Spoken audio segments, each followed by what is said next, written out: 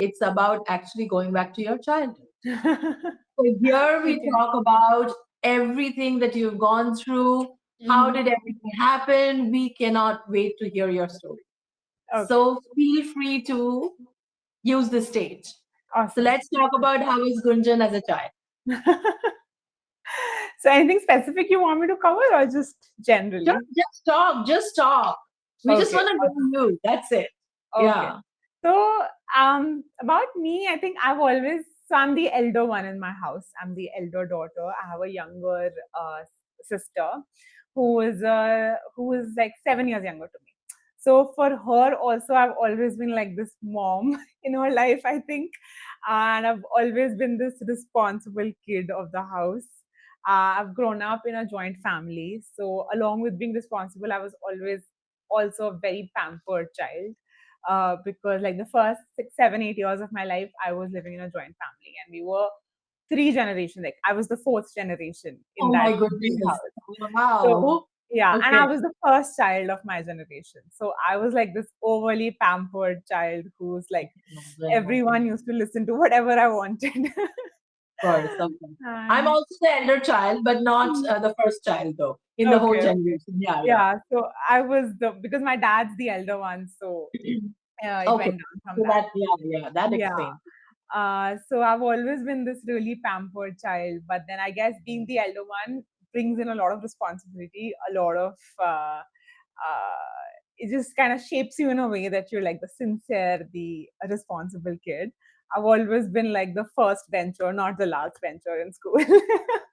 However, that flipped in college where I just kind of went back to the last bench It and happens. It yeah. happens. I think it's a cycle that Yeah. happens. Yeah. Right. So I had my little rebel phase at that time. Other than that, yeah, I mean, I have, as far as my education is concerned, I have a bachelor's degree in mathematics honors, and I have a master's degree in data science. And before I actually started the content creation and the food and all of this, I was working in the corporate sector for about 7 years, 8 years as a data scientist. Oh, So nice. I have had a taste of that corporate world as well. And but yeah, after having Kian, I just sort of decided to take a break from that because it was just not possible for me to manage both right after giving birth. And yeah, I decided to take a break from that. Parallelly, my page was also sort of picking up. It had started to pick up. It was in the very initial phases, but it was gaining a lot of traction among parents, among moms especially. So yeah, so I started focusing on this, and that's just how I started, and I am where I am. It's been completely organic. It's been completely natural. It's just sort of evolved into what it is today. When it started, it was mainly focusing on baby led weaning. It was mainly focusing on introducing solids to children.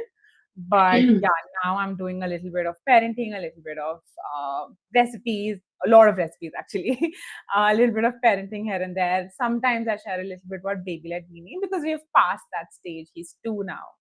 Right. But when we started, that's sort of how the page started. Very cool. So, were you a picky eater or a foodie as a child? I think I was a bit of both, in the Okay. sense that I feel I was a picky eater when it came to like eating the regular dal roti sabzi till I got married, for that matter. Because till you're living Nice. under your parents' roof, they'll feed you You what can you throw want to. tantrums and you can do Yeah, whatever you yeah, want to, of totally. course, of course. But I was also a foodie in the sense that I've always loved exploring new foods. Like whenever we used to travel, even as a family, when I was a kid, we used to eat the local regional food of wherever we were going. So I've always loved that as well about food. That So aspect of that aspect is life in exploring general, it, and wonderful. yeah, like trying different cuisines, even making different things at home. I've always sort of been interested in that. Oh, nice, nice. So, if we asked your parents about a fun memory as a child, what do you think that fun food related memory? What do you Okay. think parents would tell So a us? couple come to mind, but I think one which I've been told repeatedly is that I used to love mangoes as a kid. Even now I do. But as a kid, especially, I was like obsessed with mangoes. So whenever the summer season would come and mangoes would come in to the house, like I said, I live in a joint family, right? So the entire day, someone or the other would be eating mangoes. And I would be found with the person who's eating mangoes, Oh God. snatching plates from them and be like, give it to me, I'll eat all of it. Yeah. And by the end of it, they would just take off all my clothes, give the plate of mango to me, and I would be just Yeah. all covered in mango, relishing it like anything. I So yeah, the mango is you, Yeah, basically. definitely, definitely. I Still, love still even fond of today. it? I love mangoes. Like if Still we fond have of a it? plate, sorry. Still fond of it? Yes, yes. So even if today I get a plate of mangoes in front of me and I'm sharing it with someone, that person's not getting any of No. it. It's all mine. So Okay. still fond of it. Wonderful. Yeah. So, what is your earliest memory of food or of cooking? So my dad has always also been very into cooking and Mm. just exploring food. And I think he is the one who is like watching him being so fascinated with food and just interested in food is what got me also interested in food and stuff. I've grown up watching those Khana Khazana and like TLC travel and food shows, like that's what used to play in my house all day. Especially because my dad used to watch those, not just my mom. Okay. Mhm. So that sort of, I think, is what kind of got me fascinated or interested in food, just being overexposed to it at some point. And yeah, I mean, just like uh, usually on Saturdays or Sundays, we would, as a family, cook meals together. So my mom, my dad, me, my sister, everyone would in the kitchen. One person's doing something, the other person's doing something. So that entire environment is That's a what lovely I, experience. yeah, That I definitely. think, yeah, that's such a lovely experience. Yeah, Yeah. wow. Okay. So that's kind of like, if I look back to my childhood, that is what comes back when I think of cooking or when I think of food in general. Of course, it's a beautiful experience. Of Yeah. course, it'll stick out. The certified positive parenting coach. Tell us more about that, Hmm. and what does it entail, and what does it mean to this world now where there are so many different parenting Hmm. styles. So I took the certification after Kian turned 1. Up until 1, it was all like, yeah, I mean, it was like, okay, life was Hmm. going on, he was growing up, things were going fine. But usually 1.5 is when the tantrums kick in, when they start to be more independent and they start to have a mind of their own, right? Exactly. And that's when I sort of felt like I don't know what to do. Like I completely felt lost in this journey, because I knew for a fact that I did not want to be a parent who shouts or screams or gets angry all the time. I did not want to be a parent who hits their child, and I did not want to be a parent who um, just gets irritated by their child's emotions and feelings. But if not that, I didn't know what to do. I didn't know how to deal with the difficult situations, the tantrums that start around that age, and I didn't know how to deal with my emotions when that was happening. So that's when I got sort of seeked out a couple of courses, and I picked one and I did that, and it kind of just like really changed the way I looked at this entire concept of parenting, the way I looked at my child, the way I looked at his tantrums, his behaviors. It really transformed all of that.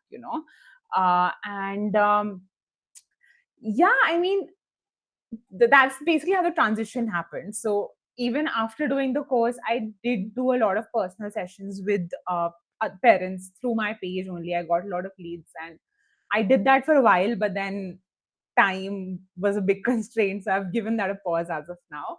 But Hmm. yeah, for a while, for two good 3-4 months, I did a lot of sessions with parents also, because I'm sure if I'm stuck, a lot of people are stuck, right? So Of course. just kind of sharing that and helping parents also cope with that difficult phase in life. And as far as what it means in this world where so many uh, styles of parenting, are talked about. Honestly, like everything that I've learned about positive parenting is just something that makes a lot of logical sense to me. It's Okay. nothing that I feel is something very new or something very unheard of. It's just something that makes sense. That okay, if your child is crying, uh, I would rather respond to them in a way that I'm validating their feelings and in a way that I'm saying that yeah, I understand whatever's happening with you is not fair, other than saying ki, "Arey, what's the big deal? Like, why are you crying over such a small thing?" Or just completely invalidating them or getting irritated at them or shouting at them. It just kind of made sense to me, dealing with it in a gentler and a more positive way, such that it leads to their development, not just like emotional, but also like their brain development gets improved when they have a composed and calm parent dealing with their stuff, right? So that's mostly it. Like it's just something that makes a lot of logical sense to me. If yeah, With the one. I have to share a little bit of my end as well. So I was also like that. I always, because my mom was a very strict mom. mm. So she was very, very stern with me and with the Indian style of parenting and all that. So I always used to tell her, I do not want to become like, don't want to shout, don't want to scream. Yeah. And as luck would have it, my son was born in the US. So in Mm. the US, it's a whole different setup altogether where you cannot Mm. scream and Yeah. you cannot do anything by Yeah. law. Yeah. So and so he was taught to we just used to give him timeouts. Mm. Timeouts implied that you just go sit somewhere and not do anything. You're just sitting Mm. there. But Mm. interestingly, when during our India visit, my dad saw him. I was giving my son a timeout, and he was just sitting there. And my dad is like, "Okay, what is he doing? Why are you putting him? Why are you just making him sit there?" I said, "Let me discipline him." He just my dad just went there and just like grabbed his hand. He said, "No, he's not going to just sit by himself just like that." Oh God. Back at me like, "Okay, all right, now someone has my mom's, No, they all just change when it comes to their grandchildren. Oh God, I have exactly." the hardest time disciplining Kian when I'm visiting my parents or my in-laws because they just don't. They're just like, Exactly. what's So the the, big the deal? concept of Just timeout, it just like went out the door yeah, after the India visit, because he's mm, like, oh, it's fun. Like they're not gonna let me do that. And yeah. then my cousins would be like, oh, what if we made you sit there? I'm like, oh my goodness, this is crazy. So much. That was an interesting Yeah. tidbit that I had to share.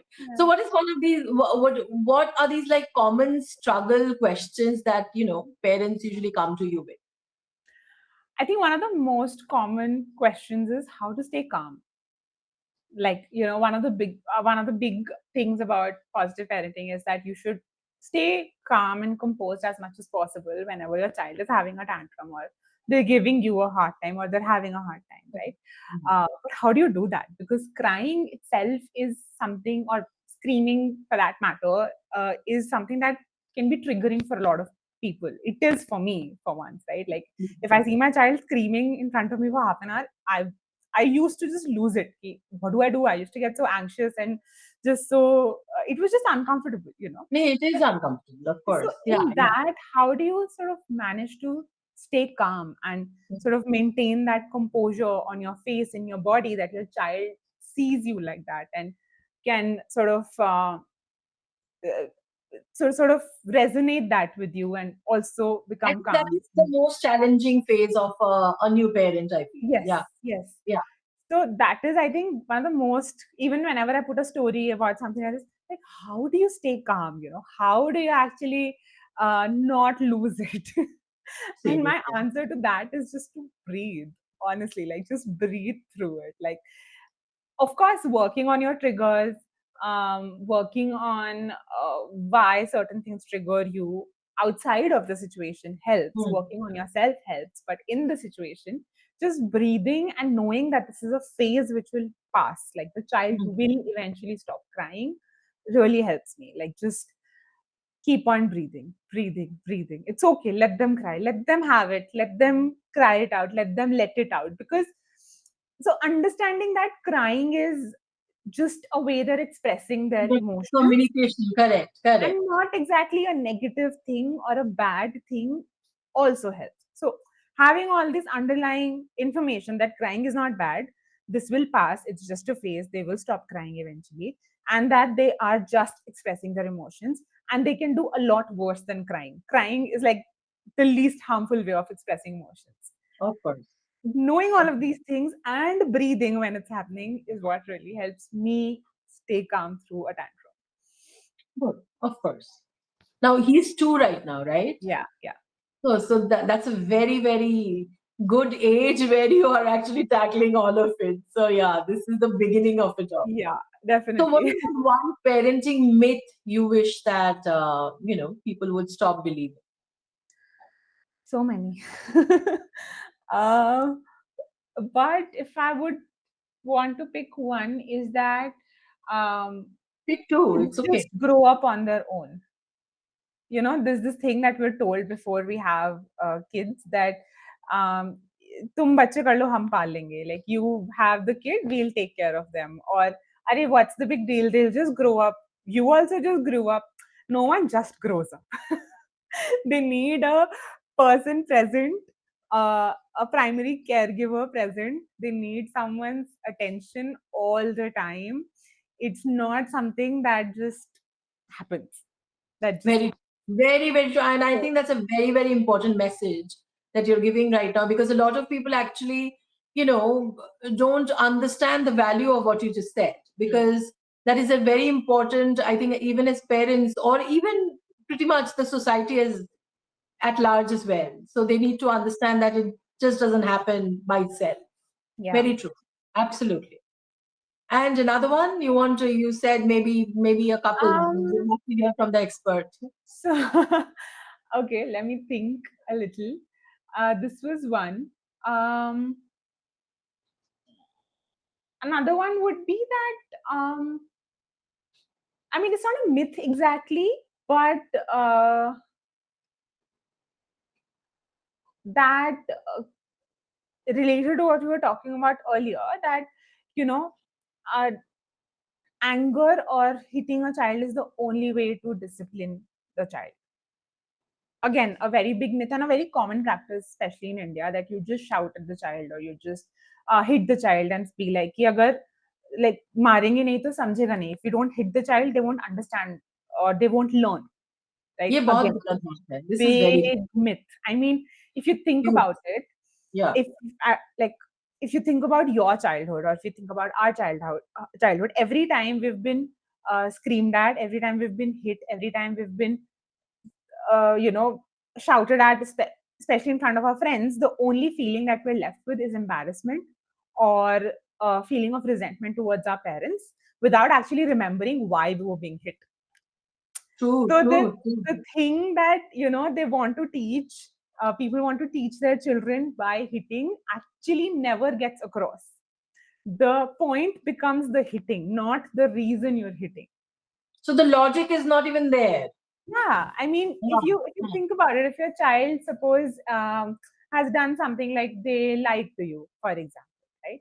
Uh, and if you are in response hitting them when you find out that they're lying to you, or if you're getting angry at them, they're only learning that a response to something bad anyone does is either hitting or shouting. So firstly, they're embodying that behavior in themselves, which they will reflect when they grow up or even at that time towards their younger sibling. And the second thing that they're learning is that, okay, there's something wrong with me.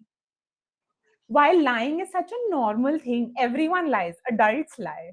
And especially kids will always experiment with lying. They're just experimenting, they're just exploring. Okay, what happens if I say this, which is not Mm, actually true?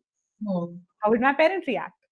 mm, What does this even mean? They don't even know half the time what it means, what it means to mm, lie. So instead mm. of trying to make them understand or having a civil conversation with them about why certain things are bad and why certain things should not be done, uh, hitting or anger or shouting as a response is actually leading to no good whatsoever. Absolutely. So yeah, Absolutely. that was number two. I think that was a very powerful one. Absolutely. Very, very powerful one because I've always felt very strongly about it. And, Hmm. I always, not to flaunt it or anything, I've never touched my child, Hmm. never, we've never really, in our family, we've never really, also, we've made it a point that nobody speaks above a certain Yeah. decibel level in front Yeah. of him as well. Hmm. Hmm. Because he knows that, that, okay, so if I scream, people are supposed to listen to me. No, Hmm. that is not, Hmm. so it is very important to inculcate these Yeah. habits as Yeah. a child. So Yeah. I think I'm absolutely loving what track you've been on. Okay. Fantastic. Now setting boundaries. So what does that Hmm. word boundary mean to you? It's basically a rule, right? Like if it's certain things that are non-negotiable. For example, if your child is watching screen, there should be a certain limit to it. Of course, like everyone knows that, right? There should be a limit to it. So a boundary Correct. can simply be that we watch screen for 30 minutes every day, or that we have one chocolate in a week. These are all boundaries. These are all rules that we sort of want to set for our children, which are non-negotiable, which like no matter what they do, they will not get that basically. That's a good one. That's good. That's good. So if you had to go back in time and give yourself a piece of advice before you became a mom, Hmm. what would that be? Um, Sometimes things don't go as you plan, and it's okay. Of course. Yes. Especially the first like 6 8 months of having a child, you are in that first of all Get stirred. postpartum You phase. become a mom. I mean, you're like a zombie half the time because you're up all night. Exactly. You Yes, are yes. going through a lot of hormonal changes in your body. Things are all over the place, right? Hmm. And a lot of things that you might plan before having a baby, that you'll do this, you'll do that, might not work out, and that's completely okay. It's fine. Like just Hmm. move on. Now, how do you yourself handle the challenging moments? The same advice that I give others: just breathe through it. Like just breathe. Calm Just down, breathe. Do you just meditate? breathe. Do you meditate? No, I don't actively meditate. I did that for a while, sometime back, but it's kind of a habit that kind of got lost in my routine. I do want to, but I don't do that actively right That now. is, But I yeah, mean, that I mean, for some time it helped me, yeah. because of Mm, that calmness, to mm. actually it is like you. I mean, my son is 15 now, Okay. so so he's grown up, but the memory is still so strong, I Mm, still mm. remember how he was at 2 as well, because Yeah. it's all the terrible twos for a reason. So he would not, he would just, like, for example, we are taking a flight, he's just Mhm. lying flat on the floor. He Yeah. will Oh. not get. You're like, okay. So at that time, I was just I had decided that before I become a mom, I have to go into this meditation and all that, Yeah. because Mm. otherwise it wouldn't be possible for me to, like, juggle all these roles. True. So True. basically breathe. Breathe. Yeah. Now, what inspired you to get into the baby friendly recipes? So baby friendly recipes just evolved out of my page. Like I said, when I started the page, it was mainly for baby led weaning tips and introducing solids. And Hmm. the number one reason why I started sharing that was because when I was starting solids for Kian, I could not find any Indian page or Indian parents sharing this kind of content around baby led weaning, especially. People were sharing recipes, people were sharing starting solids content, but no one was focusing on baby led weaning. Like, if I wanted to understand how can I offer something as basic as dal chawal or roti to my child in a baby led weaning format, I really could not find any resources online for it, like any free Wow. available resources for it. Hmm. So that's sort of how the idea started, that okay, maybe I can do something because I'm doing it with Kian anyways. So Anyways, yeah. yeah, I'm anyways doing it. So might as well Hmm. try sharing it and see how people respond to it. And thankfully, it just had like this tremendous response right from the start. And yeah, I mean, then after a point when he was 8, 9 months of age and he started having more variety of foods and different types of foods, that's when again my followers used to ask me, Ki, share the Hmm. recipe, share the recipe. And initially, I swore I would never go into recipe content because it's a lot of work. It's a lot of work. Like what Of I was course, doing of earlier course, was yes, easy. yes. I was just And like baby typing recipes, oh my goodness, yes. a lot of work because like just shooting the recipe itself is a lot of work. So, but then yeah, I started sharing and they did even better than the previous content. So I thought, okay, let's see, let's let this go where it's going. And yeah, that's just how it started. Now, how was your own experience of introducing solids to Kia? So it was initially very nerve wracking. I'll be honest. I was really scared because I was trying to do something that is very non-traditional in a way. Like I Right. was kind of going against the advice of all the people in my house, everyone, both sets of grandparents. Everyone was like, "What are you doing? How can a 6 month old just sit and eat on his own? Like that's not possible. Doesn't work that way."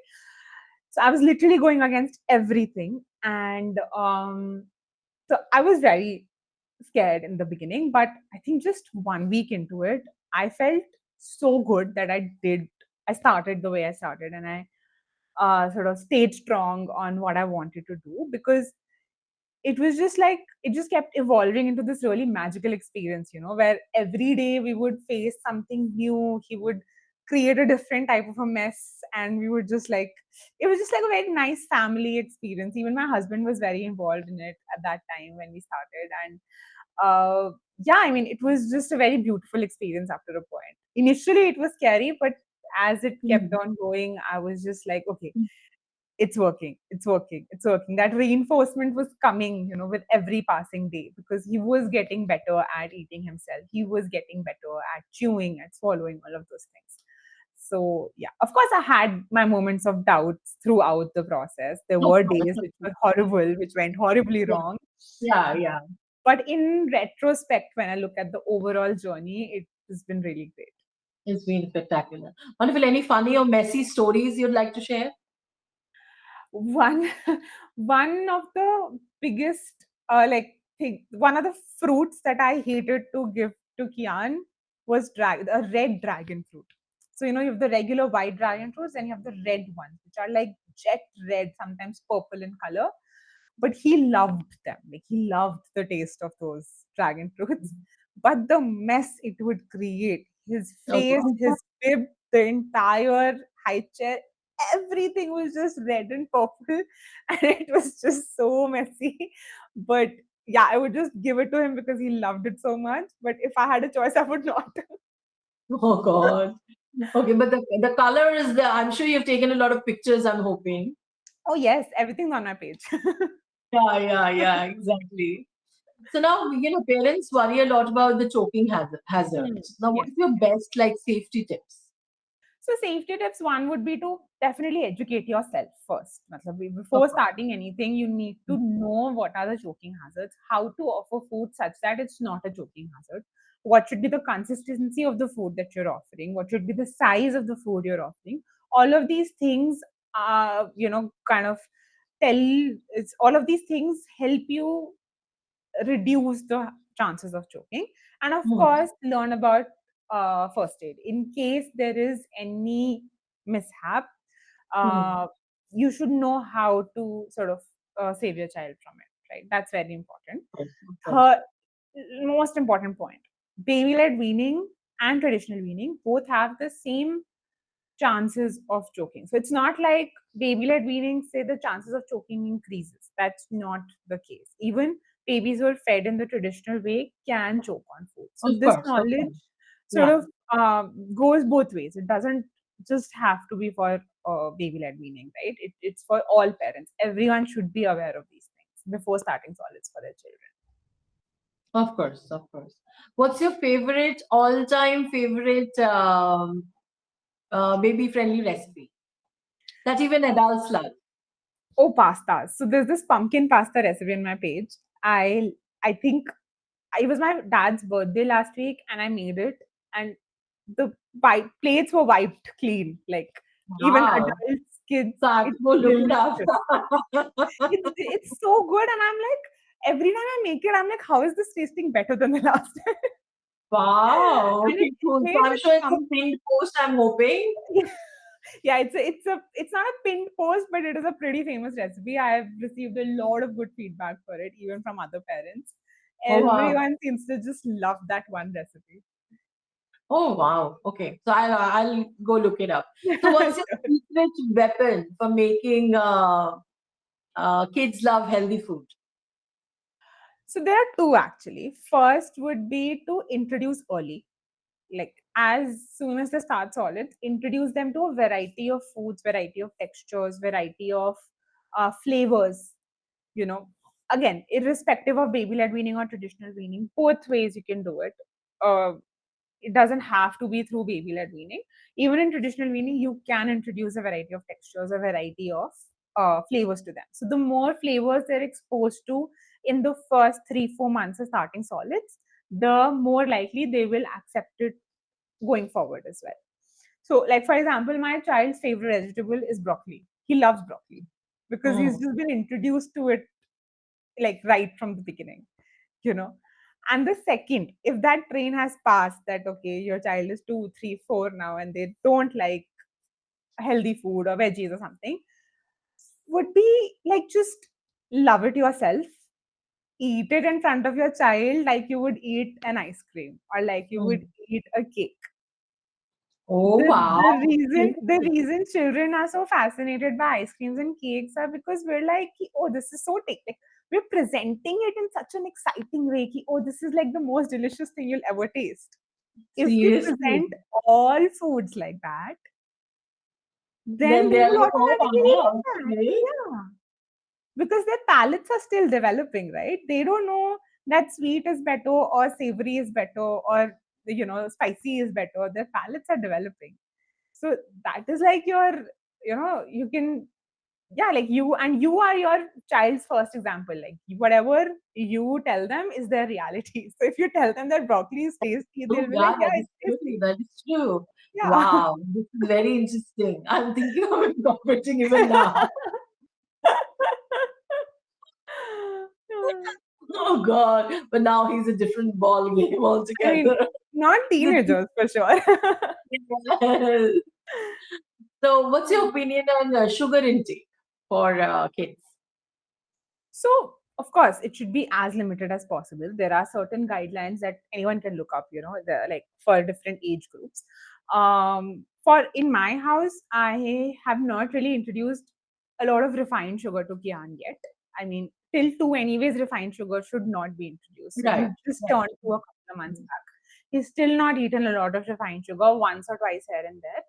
Focus more on like natural sweeteners like dates, honey, maple syrup, but that Hmm, too in hmm, a limited quantity, not like, hmm. twice a day your child is having cookies and uh, laddus, even if they're made out of date and it's still sweet, right? Of course, So it's the lesser the better, honestly, because of sweet course. taste is also addictive. Hmm. The more you offer it, the more your child is gonna stop wanting to eat savory foods. Different, right, right, right. So Now, that's another thing, yeah. this is a fun question. So, if babies could talk, what do you think they would say about your recipe? um, so my child always says, "Acha laga." That's like his Oh, this thing. okay, Anything is like, I'm like, okay, "Kaisa okay. laga?" I'm like, "Acha." I'm like, "Okay, cool, done." Fast. So let's just say Acha. acha. Cool. So three underrated superfoods. Sweet potatoes, something Mm, that not many people are aware of, but they're really good for kids, toddlers, because they're not only high in nutrients, they're also high in calories. So that's mm, great. Eggs, if that's not an option for you, then cheese or paneer. So basically a mm, protein rich source. And the mm. last one would be nuts and seeds. I add it to almost everything. Like I have these Wow, powders of nuts and seeds in my fridge. I add it to pancakes, chilas, sometimes even rice. So that just sort of boosts the nutrition of everything that you're offering to your child. that's amazing. I'm just thinking that, I wish your recipes were there when he was small. There's so much fun. It's amazing. Now, how can parents handle meal rejection? I think it's similar to what I said about making them like healthy foods. How you are, if we make a big deal about rejecting food, and if we make like, oh my God, he's not eating, and if we keep offering them food, if you make like a big scene out of it, then that behavior will just increase. The child will keep on rejecting foods because he's getting a lot of attention for it. Of course. Right. So number one thing is to figure out why they're rejecting foods. Like there's usually a reason, right? They could be teething, some growth spurt might be going on, some developmental leap, Yeah. something or the other is always going on, or maybe they're sick, right? Hmm. These are some things when children do reject foods, and it's completely Hmm. fine. So just knowing that also helps you calm down. Helps Ki, a "ठीक है, lot. Yeah, yeah, yeah. he's not Hmm. eating, he's probably teething, he's not eating, he's sick. It's fine. Like he'll eat Hmm. tomorrow. It's not a big Hmm. deal." Not Hmm. worrying too much about it. The more we worry about it, the more pressure we put on our children, and the more negative that food association becomes. The Right. more Right. this is just like, it's okay, they'll eat tomorrow. It's okay, they'll eat tomorrow. It's not a big deal. Good. I like that. Of course. Now, what is your big plan for the channel? Big plan for the channel. Yeah. So, right now I think if you go through my page, it's going to be all recipes, recipes, recipes, recipes. I also have a YouTube channel, which I started a while back. I uploaded a couple of videos, but it's kind of on pause right now. But I want to revive that for sure. So, how I divided is that Instagram will be focusing more on food and recipes, and YouTube is where I'm going to be talking a lot more about parenting, my journey through parenting, everything that I'm learning, everything I'm unlearning also, Of different course. phases that we're going through. Like I recently potty trained Kian. So that entire journey I'm planning to share on YouTube, because long form content just gives you that much space to elaborate on things, to really help Totally talk you. about exactly what happened and what went Yeah, on because that makes it relatable as well. exactly. So, like, I Yeah. weaned him off breastfeeding a couple of months back, and I shared that entire process on my YouTube channel. And that one video has gotten really good response because I was able to do that in a very detailed manner, and people actually saw value in that. So, definitely, like, uh, doing a lot more of YouTube going forward. And yeah, that as of now, that's about it. Like, focus on food and recipes on Instagram and parenting on YouTube. That's the plan. Cool. Now tell me about your followers. Now do you interact Oh one on yes, one with them? I do. I mean, as my page is growing, the amount I'm able to interact has reduced, but I do respond to a lot of DMs on a daily basis. Hmm. Initially, I was able to respond to literally all DMs, but that's really not possible now. Yeah, of Uh, course. but yeah, like I go through all my DMs very religiously, and that is also one very big source of inspiration for my content. So wherever I see a common underlying theme in questions in my DMs, I go ahead and create content for that. So even if I'm not able to one-on-one respond to them, they do get those answers in the uh, content. Otherwise, I do also respond to a lot of DMs on a daily basis. So Oh, that's cool. Very how cool. I interact with my followers. Yes. Very cool. Very cool. So who's been that one big role model inspiration in your life? In my life, my Yeah. mom, for sure, hands down. Like she is one fierce, powerful woman. She has been a homemaker her entire life, but she always had this zeal that she wants to do something. She wants to go out there and do something. And initially, when we were born, I guess she didn't have that space. But like now, she recently started doing this.